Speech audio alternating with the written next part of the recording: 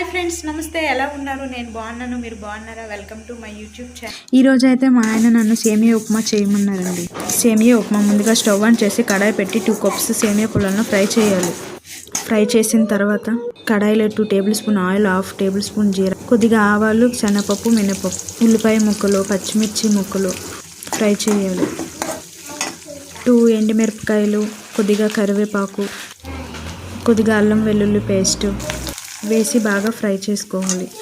జీడిపప్పు, beans, carrot వేసుకొని fry చేసుకోవాలి. కొద్దిగా పసుపు కూడా వేసుకోవాలి.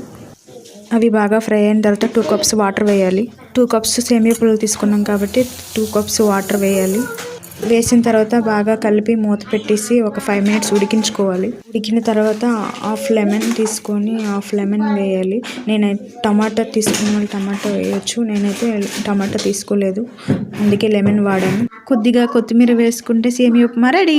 మా ఆయనకైతే బాగా నచ్చింది. సింగిల్ నెంబర్స్ కూడా తీసుకెళ్తున్నారు. Okay, bye bye.